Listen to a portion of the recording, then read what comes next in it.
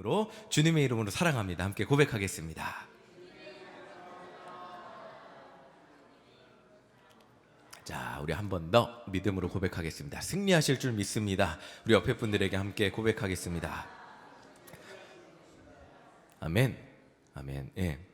제가 저기 요즘 난리잖아요. 온 나라가 난리잖아요. 그래서 예배 전에 잠깐 찬양하되 기도하는데 그 말씀이 떠올랐어요. 애굽 사람에게 내린 질병 중 하나라도 너희에게 내리지 아니하리니 나는 치료하는 여호와임이라. 이 말씀이 제 가슴 가운데 떠오르더라고요. 우리 일신교회 예배를 사모하는 모든 성도님들 하나님께서 지켜주실 줄 믿습니다.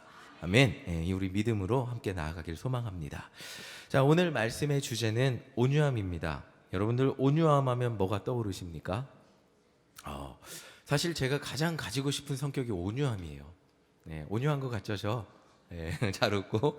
자, 온유함 하면 떠오르는 성품. 어떤 상황이어도 절대 화를 내지 않고 평온함을 유지하며, 화가 나는 상황에서 화를 내지 않고 이성적으로 상대방을 대하는 그런 유순한 성품을 온유한 성품이라고 생각을 합니다. 저 그랬으면 좋겠어요. 여러분은 안 그러시나요? 제가 교회에서 화를 잘 안 내긴 하는데 때로는 이게 감정이 요동칠 때가 있죠. 어떻게 사람이 감정이 요동이 안 칩니까? 안 치면 로봇이죠. 자, 그리고 감정이 요동치고 다시 평온한 상태의 감정으로 돌아오면 꼭 하는 게 있어요. 그게 뭘까요? 두 글자? 그렇죠. 후회. 제가 초성 힌트 줄이려고 그랬는데 히읗히읗으로 들으려고 그랬는데 후회. 많이 하셔. 그게 경력자들이 하실 수 있는 말씀입니다. 자, 그렇죠. 자, 내가 그때 왜 그랬지? 이성적으로 더 잘 행동할 수 있었던 방법들이 막 떠올라요. 화가 풀리고 나면 이거 이렇게 할 수 있고 저렇게 할 수 있는데 나는 왜 그랬을까? 후회를 합니다. 그리고 다음에는 절대로 감정이 요동치지 않아야지 하고 결심하고 기도합니다. 그리고 다음에 비슷한 상황이 오면 어떻게 할까요?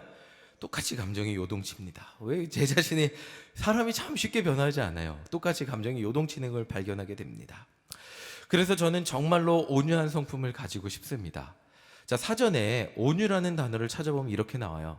보여주세요. 마음이 부드럽고 행동이 친절함. 그리고 다른 사전 찾아보니까 마음씨가 따뜻하고 성질이 온화함. 야, 너무 좋지 않아요? 이상적인 성격 아니에요? 저는 이런 성격이 되었으면 좋겠습니다. 누가 마종원 목사를 떠올리면 온유한 사람이다 이랬으면 좋겠는데 그렇지는 않은 것 같아요. 아직은 그 단계 못 간 것 같아요. 자, 예수님은 온유한 사람들에게 이렇게 말씀을 하세요. 온유한 사람들은 복이 있나니 그들이 땅을 기업으로 받을 것이라고 말씀을 하십니다. 자, 오늘 말씀은 문자 그대로 해석하면 이해하기가 어려워요. 자, 마음이 부드럽고 행동이 친절한 사람은 땅을 기업으로 받게 될 거래요. 이해하기가 어렵죠. 예수님 말씀대로라면 성격이 유순하고 착한 사람은 땅을 가져야 돼요. 그렇죠? 땅을 기업으로. 근데 우리가 살아가는 세상은 그렇지 않은 것을 보게 됩니다. 오히려 악착같이 사는 사람이 땅을 갖게 되죠. 자, 예수님이 우리가 살아가는 세상과 전혀 동떨어진 말씀을 하신 것인지 성경을 살펴보려고 그래요. 오늘은 예수님이 말씀하시는 온유함이 뭔지 알기 위해서 땅을 기업으로 받는 사람들에 대해서 살펴보겠습니다. 시편 37편 11절 우리 함께 읽겠습니다. 시작. 그러나 온유한 자들은 땅을 차지하며 풍성한 화평으로 즐거워하리로다. 자, 시편에서 이렇게 나와 있어요. 시편 37편이 어떤 얘기냐면 악을 행한 사람이 잘 되는 거예요. 나쁘게 사는데 잘 돼요. 이런 경우 많잖아요. 그렇죠? 나쁜 사람들이 일시적으로 더 잘 사는 것 같은 그렇게 우리 눈에도 보입니다. 어렵지 않게 보이죠. 그러니까 이 하나님을 열심히 믿는 그 성도가 헷갈리는 거예요. 하나님, 왜 열심히 하나님 믿는 사람은 이렇게 힘들고 어려운 일이 생기는데 악한 사람은 이렇게 잘 삽니까? 이런 질문을 하는 거예요. 자, 그러니까 이런 항변하는 경우들이 우리에게도 있죠. 그래서 이런 사람들의 질문에 대한 대답이 시편 37편인 거예요. 악한 사람이 잘 된다고 불평하지 말라는 거죠. 결국 온유한 사람들이 땅을 차지하게 될 것이라는 것이 하나님의 약속이에요. 그리고 9절에 오늘 말씀을 이해할 수 있는 결정적인 힌트가 나옵니다. 9절 함께 읽어보겠습니다. 시작. 진실로 악을 행하는 자들은 끊어질 것이나 여호와를 소망하는 자들은 땅을 차지하리로다. 자, 악을 행하는 자들은 일시적으로 잘 되는 것 같아도 망합니다. 자, 이 세상에서도 마찬가지죠. 예, 떵떵거리고 잘 사는 것 같아도 그 사람들의 부와 재물과 명예가 한순간에 무너지는 것이 어렵지 않게 보게 됩니다. 근데 결국 땅을 차지하는 사람들은 여호와를 소망하는 사람들이라는 거죠. 자, 9절하고 11절을 같이 병행으로 볼게요. 그러면 이제 땅을 차지하는 사람이 어떤 사람인지 이해가 확 되실 거예요. 자, 함께 보겠습니다. 자, 보세요. 9절 보시면 빨간색으로 된 데만 볼게요. 여호와를 소망하는 자들은 땅을 차지한대요. 근데 11절에 보면 온유한 자들은 땅을 차지한대요. 그러면 온유한 자가 이퀄 누구예요? 여호와를 소망하는 자들이에요. 그러니까 오늘 성경에서 말하는 온유한 자들은 하나님을 소망해서 나온 여러분들이에요. 믿으십니까? 네. 오늘 아침에 뉴스 보니까 나라에서 집회를 막아야 된다 뭐 이런 얘기도 나오는데 그런 두려움에 끄떡 없이 하나님을 여호와를 소망해서 찾아 예수님을 만나기 위해서 예배의 자리에 나온 여러분들이 온유한 사람들이라는 거예요. 단지 화내지 않는 사람, 어떤 상황이 와도 허허허허 웃는 사람, 이 사람이 온유한 사람이 아니고 여호와를 소망해서 나온 하나님 앞에 나온 사람들이 온유한 사람들, 그 사람들이 땅을 기업으로 받게 된다. 그럼 땅을 주는 사람이 누구예요? 하나님이죠. 구약에서의 땅에 제가 얼마 전에 북한 유튜브를 보니까 땅의 주인은 북한 수령님이라 그러더라고요. 거기 이제 북한 정부라 그러더라고요. 소유할 수 없다 그러는데, 자, 구약 시대의 땅의 주인은 누구죠? 하나님이었어요. 여호와 하나님. 땅을 만드신 분도 하나님이고 땅을 주시는 분도 하나님이에요. 그래서 그 땅을 받기 위한 자격이 지금 예수님 말씀해 주고 계시는 거예요. 여호와 하나님을 소망하는 자. 자, 그런 사람들인데 성경에서 방금 전에 말씀드렸듯이 성품적으로 착하고 절대 화내지 않는 사람이 온유한 사람이 아니라는 거죠. 여호와를 소망하는 사람. 그러니까 팔복 첫 시간에 제가 말씀드렸듯이 예수님 없이는 희망이 없는 그런 사람들, 예수님 나 병 좀 고쳐주세요, 예수님 나 지금 예수님이 꼭 필요해요, 그렇게 해서 산에까지 올라온 그 사람들, 예수님 아니면 세상에서 알아주지 않는 그런 사람들, 가난하고 힘들고 병든 사람들, 예수님밖에 희망이 없는 그 사람들에게 지금 이 말씀을 하고 계세요. 나에게 찾아온 너희들, 여호와 하나님을 소망하며 그 말씀을 나를 통해 듣기 위해 산에까지 올라온 너희들은 복이 있다. 그런 너희들이 땅을 기업으로 받을 것이다 라고 말씀하시는 것이 오늘 말씀이라는 겁니다. 자, 그들은 가난해서 자신의 땅이 없었어요. 옛날에 대부분의 사람들은 이제 그 옛날에 제가 유학 가서 배울 때 이제 이름이 정확히 기억이 안 나요. 그 헤르족인가 아무튼 학자인데 대부분의 사람들이 소작농이었다 그래요. 이스라엘 사람들이 소작농이었다. 그러니까 땅의 지주가 아니고 이미 그 예수님이 오실 때는 잘 사는 사람들, 그 잘 사는 사람들이 누구냐면 종교 지도자였어요. 그리고 헤롯, 뭐 정치인들, 이런 사람들이 땅을 엄청 많이 가져갔고 대부분의 사람들은 열심히 돈을 벌어봐 땅을 농사를 지어봤자 땅의 주인한테 돌려주고, 그리고 삼중고 세 번의 세금을 내, 성전세, 그리고 헤롯 정부의 세금을 내고 로마의 세금을 내고, 그러니까 자기들이 가질 것이 거의 없는 사람들이었다는 거예요. 그런 사람들이 주님 앞에 나왔어요. 진짜 땅 가지는 게 내 소원인 그 사람들에게 말씀.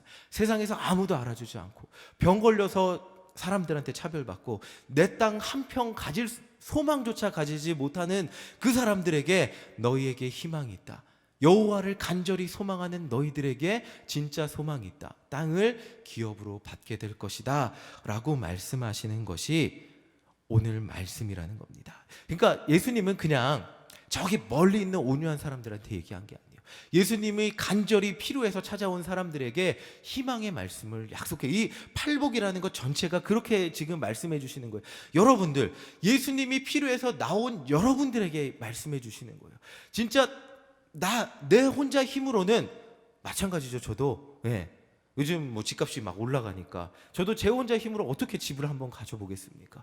그런 희망 없는 자들에게 나만 믿어라, 먹고 살 걱정하지 않게 해주겠다, 땅을 기업으로 이 땅에서 살아갈 기업을 너희에게 허락해 주겠다, 그리고 가장 중요한 천국의 기업을 너희에게 허락해 주겠다 약속하고 계시는 것이 오늘 말씀이라는 것이죠. 하나님은, 예수님은 희망 없는 사람들에게 희망을 허락하고 계신 것이 오늘 말씀이라는 것입니다. 이 온유함에 대해서 제가 좀 더 자세히 이해해 보려고 합니다. 함께 온유한 자의 예를 들어보면서 성경 이야기를 하려고 그래요. 출애굽기 2장 11절부터 12절 함께 읽어보겠습니다. 우리 함께 읽겠습니다. 시작. 모세가 장성한 후에 한 번은 자기 형제들에게 나가서 그들이 고되게 노동하는 것을 보더니 어떤 애굽 사람이 한 히브리 사람 곧 자기 형제를 치는 것을 본지라. 12절. 좌우를 살펴 사람이 없음을 보고 그 애굽 사람을 쳐 죽여 모래 속에 감추니라. 자, 모세가 히브리 사람이었죠. 그렇죠? 근데 애굽의 왕국에서 자랐어요. 근데 모세는 자기의 혈통을 알았던 것 같습니다. 애굽의 궁전에서 모세는 바로의 딸로 귀하게 자랐죠. 당연히 정치적인 힘도 있었을 거예요. 근데 대단한 모세를 저는 칭찬하고 싶어요. 대단하게도 애굽 사람으로서 권력을 누리고자 하지 않고 히브리 사람 동족이 핍박당하는 것을 보니까 어떻게 했죠?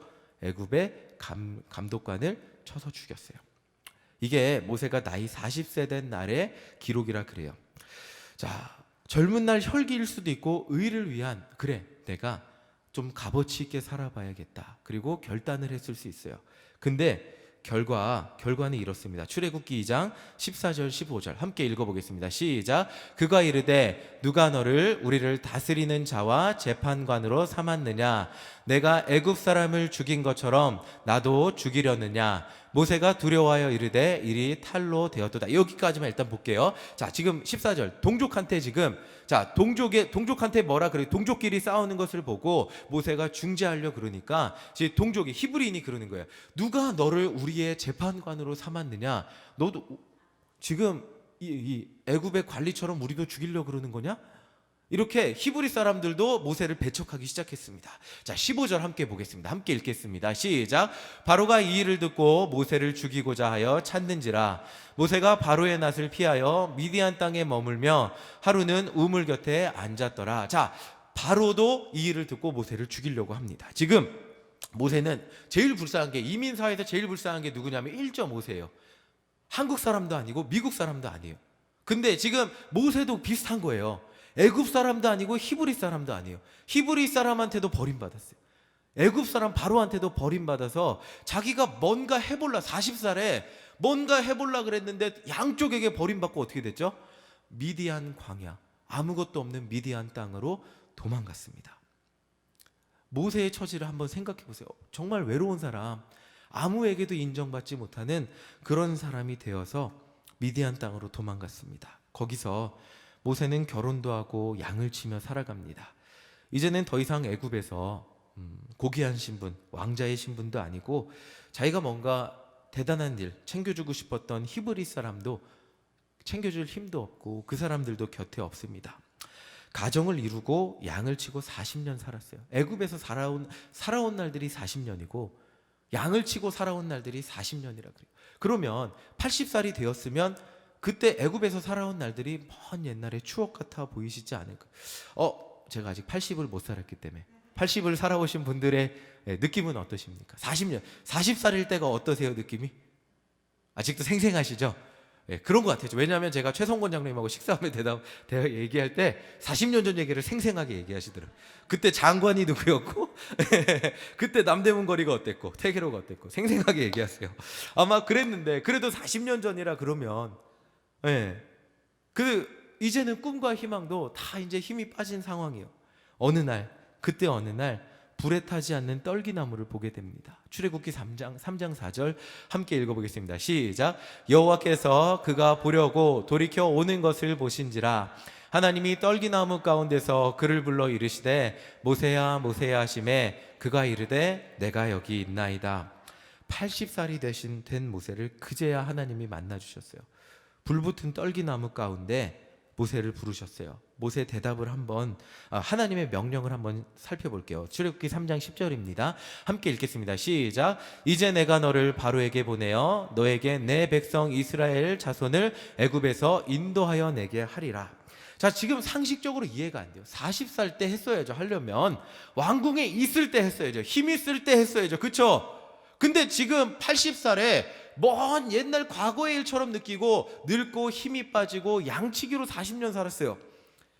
근데 하나님은 그제서야 모세에게 명령하세요. 내가 너를 바로에게 보내어 이스라엘 백성을 애굽에서 인도하여 내겠다. 아무 힘이 없는 노인이 되었을 때 하나님이 이렇게 부르셨어요. 근데 가서 세계 최고의 왕 바로를 꺾고 이스라엘 백성을 데리고 오래요. 현실적으로 불가능해 보이죠. 그래서 모세는 이렇게 대답했어요. 11절 함께 읽어보겠습니다. 시작. 모세가 하나님께 아뢰되 내가 누구이기에 바로에게 가며 이스라엘 자손을 애굽에서 인도하여 내리까. 이게 모세의 솔직한 고백이요. 나 이제 아무것도 안 돼. 내가 누굽니까? 뭐 양치기예요. 더 이상 애굽의 왕자 아니고 왕궁에 사는 권력자 아니고 그런 건 40년 전이에요. 나는 더 이상 그런 사람 아닙니다. 내가 누구이기에 바로의 세계 최강대국의 왕한테 가서 독대해서 이스라엘 백성들을 데리고 나옵니까? 나는 못합니다. 이제 나는 더 이상 안 됩니다. 나는 그럴 사람이 아닙니다. 이렇게 말하지만 모세는 결국 애굽으로 갑니다. 4장 20절입니다. 자, 함께 읽어보겠습니다. 네, 함께 읽겠습니다. 시작. 모세가 그의 아내와 아들들을 나귀 위에 태우고 애굽으로 돌아가는데 모세가 하나님의 지팡이를 손에 잡았더라. 자, 하나님은 모세에게 여러 기적을 보여주시면서 가게 만들었어요. 근데 그 갈 때 모세가 붙잡은 게 있어요. 저 빨간색으로 써 있는. 뭘 붙잡았죠?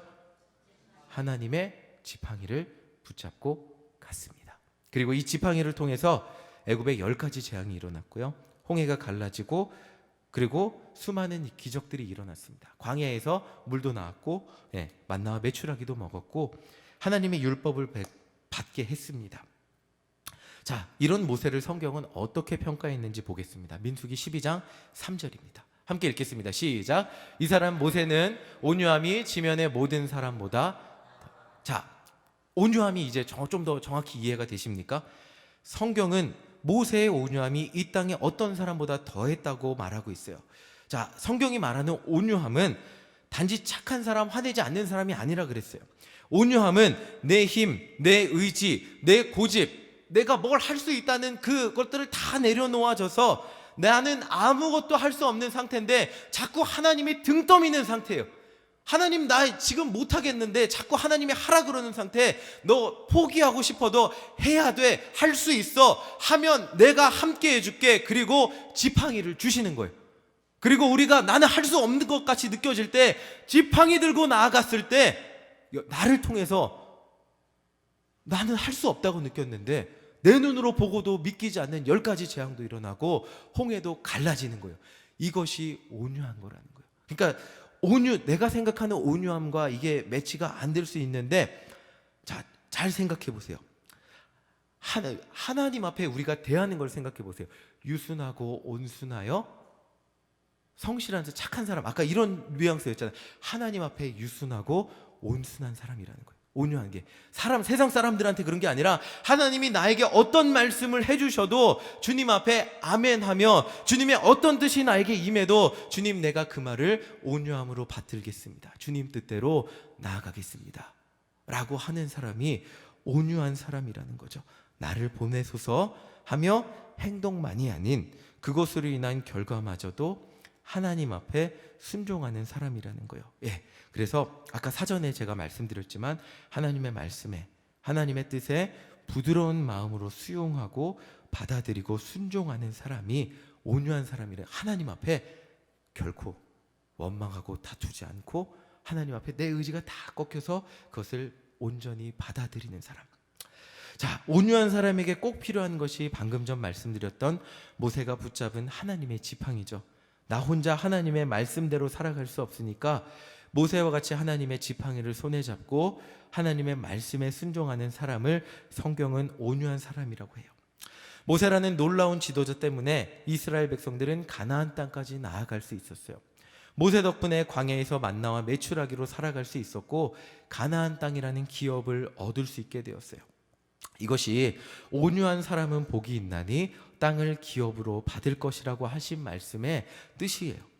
예수님은 이 말씀을 마치 80세 된 모세와 같이 아무 힘이 없는 사람들, 낮은 사람들, 병든 사람들을 앞에 두고 하셨어요. 너희들은 아무 힘이 없는 것 같지만 나와 함께라면, 나의 말에 순종하고 나를 붙잡기만 한다면 삶의 터전을 기업으로 받는 복을 받게 될 것이다. 자, 우리에게도 똑같이 말씀하시는 거예요. 재물이 남들보다 적다고, 나이 많다고, 병들었다고, 삶의 환경이 너무 바쁘다고, 지금은 안 될 것 같다고 포기하지 말아라. 내가 너희와 함께한다. 주님 앞에, 내 앞에 나온 너희들은 복이 있다. 나의 뜻에 순종하는 너희들은 복이 있다. 나의 말씀대로, 하나님의 뜻대로 살아가는 너희들은 복이 있다. 땅을 기업으로 받게 될 것이다. 자, 이게 삶의 기업이라는 뜻도 있지만 하나님의 나라가 너희를 통해 확장될 것이다. 주님의 나라가 너희를 통해 놀랍게 부흥될 것이다 라는 의미도 있습니다. 그 복을 지금 선포하고 계신 것입니다. 절대 열등감에 쓰러지지 말고 나는 할 수 없다는 생각을 가지고 살아가지 말라는 거예요. 누가 할 수 있다고요? 하나님이 할 수 있다고요. 근데 하나님만 할 수 있습니까? 하나님 앞에 나온 누가 할 수 있다고요? 내가 할 수 있어요. 하나님 앞에 나온 누가 할 수 있다고요? 내가 할 수 있어요. 그쵸? 나이가 많아서 할 수 없습니까? 아니죠. 건강이 안 좋아서 할 수 없습니까? 아닌 거예요. 여러 가지 핑계는 나는 안 될 것 같지만 하나님이 이루어 주실 분이기 때문에 하나님 말씀대로 나아갈 때 할 수 있다는 거죠. 자, 말씀의 결론을 내보겠습니다. 오늘 말씀에 온유한 자는 복이 있다니, 이 말씀은 예수님 앞에 사람들이 온유하지 못하다고 책망하는 말씀이 아니에요. 오히려 그 반대로 하나님을 소망해서 나온, 예수님 앞으로 나온 모든 사람들은, 예수님 앞으로 나온 모든 사람, 내 옆에 건강한 권사님, 내 옆에 젊은 학생, 그 사람들만 하는 게 아니고, 생활 환경이 좋은 사람만 하는 게 아니고, 우리 교회같이 동네 주변에 지역 주민이 없는 그런 교회는 못 하는 게 아니고, 아파트촌에 살고 있는 교회만 하는 것이 아니고, 주님 앞에 갈급해서 나온 모든 심령들이 할 수 있다고 힘을 주시는 그 말씀, 바로 그 말씀이라는 겁니다. 예수님 말씀에 순종할 때 온유해지고, 그 온유함으로 인하여 삶의 터전을 기업으로 받고, 또한 주님의 나라의 지경을 넓힐 수 있다는, 너희들도 할 수 있다. 하나님의 나라를 넓히는 역사를 이루어낼 수 있다라는 약속의 말씀이라는 것입니다. 가장 중요한 것은, 온유함은 하나님이 어떤 상황, 어떤 순간, 어떤 명령을 내려도 아멘하고 순종하며 나아가는 성품을 말하고 있습니다. 이런 사람은 세상에서도 온유할 수밖에 없어요. 왜냐하면 하나님께서 나를 책임져 주신다는 믿음이 있기에 지금 당장 잘 안 돼도 어떤 상황에서도 평온함과 온유함을 유지할 수 있어요. 왜냐하면 하나님이 이루어 주실 것을, 결국에는 이루어 주실 것을 믿기 때문입니다. 자, 이제 마지막으로 우리가 닮아야 될 온유함의 예를 볼게요. 사무엘하 12장 22절 23절입니다. 자, 함께 읽어보겠습니다. 시작. 지금은 죽었으니 내가 어찌 금식하랴. 내가 다시 돌아오게 할 수 있느냐. 나는 그에게로 가려니와 그는 내게로 돌아오지 아니하리라 하니라. 자, 그 다음 보여주세요. 자, 죄송합니다. 그 다음 22절 보여주세요. 22절 다시 보여주세요. 함께 읽겠습니다. 시작. 이르되 아이가 살았을 때에 내가 금식하고 운 것은 혹시 여호와께서 나를 불쌍히 여기사 아이를 살려주실는지 누가 알까 생각함이거니와. 자, 반대로 읽었는데, 자, 22절 이 얘기 아시죠? 다윗이 남의 여자를 뺏었습니다. 그렇죠? 근데 아이가 생겼어요. 그러니까 이거 대책이 없잖아요. 그래서 남편을 죽게 만들었습니다. 그리고 그 여자를 데리고 와서 마치 자기가 낳은 아이인 양 이렇게 했습니다. 근데 그 사건 때문에 낳은 아이가 이제 죽게 병들었어요. 그래서 다윗이 22절 다시 보여주시면 다윗이 간절히 기도했어요. 하나님 살려달라고 간절히 기도했어요. 근데 아이가 살았을까요? 죽었을까요? 죽었어요. 내가 그렇게 간절히 기도했는데, 하나님 앞에 밥도 안 먹고 그렇게 간절히 기도했는데 하나님 내 기도 안 들어줬어요. 아이 죽어버렸어요. 근데 23절 다윗이 어떻게 되는지 보겠습니다. 함께 읽겠습니다. 시작. 지금은 죽었으니 내가 어찌 여기까지만 할게요. 내가 어찌 금식하랴. 죽은 다음에 오히려 애가 죽으니까 밥 먹었어요. 이게 뭐냐면 다윗이 자기의 죄를 알고 하나님의 뜻을 받아들인 거예요. 이게 온유함이라는 거예요. 내가 그렇게 금식하며 기도했는데, 내가 그렇게 하나님 앞에 매달렸는데 내 맘대로 안 돼요. 기도했는데 안 돼. 막 애를 썼는데 목청 터져라 목도 쉬고 기도했는데 때로는 안 돼요. 왜 안 될까요? 우리는 뜻을 알 수 없어요.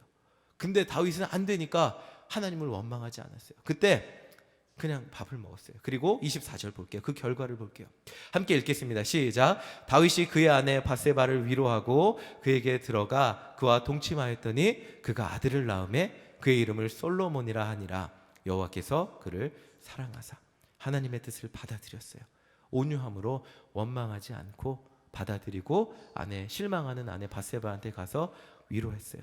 하나님의 뜻을 받아들였죠. 그리고 어떤 결과가 일어났죠? 솔로몬이 태어났어요. 지혜의 왕 솔로몬을 기업으로 받았습니다. 이것이 끝까지 하나님을 신뢰하는 다윗의 온유함의 결과입니다.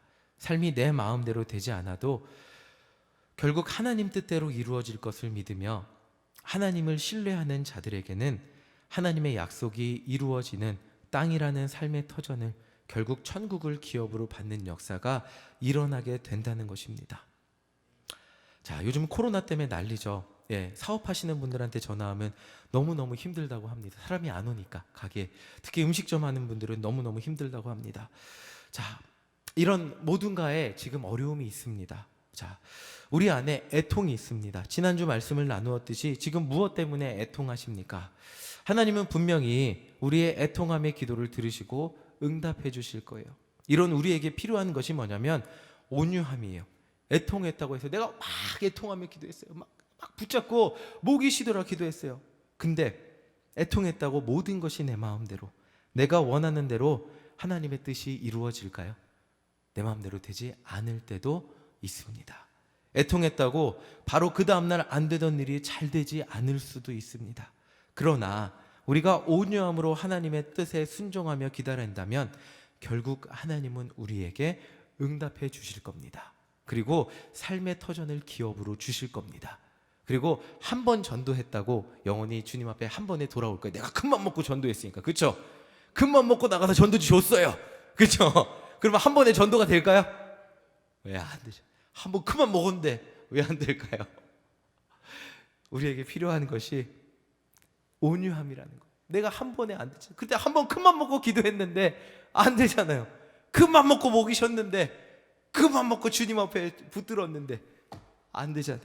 그때 필요한 것이 온유함이라는 거죠. 하나님, 언젠가 주님의 뜻이 이루어질 것을 믿습니다. 지금 내 삶에 내가 원하는 대로 되지 않아도 일시적으로 더 나쁜 일이 일어나는 것 같이 보여도 주님의 뜻을 믿으며 받아들이며 순종하겠습니다.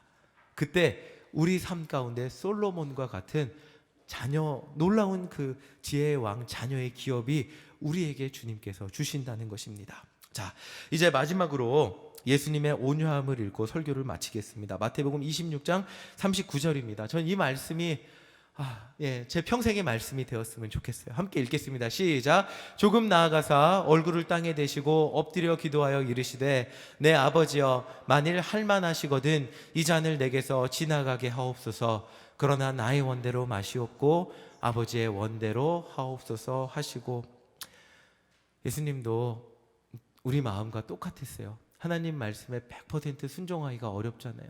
갈등도 있었고 괴로웠고 왜 내가 이렇게 고난을 당해야 될까? 예수 믿으며 힘들어야 될까? 그러나 결국에는 나의 원대로 마시고 아버지의 원대로 하옵소서. 영혼 구원을 위한 예수님의 순종, 그 온유함으로 통하여 수많은 영혼이 살아났습니다. 태신자 전도를 위해서 우리에게 필요한 것은 바로 이 온유함입니다.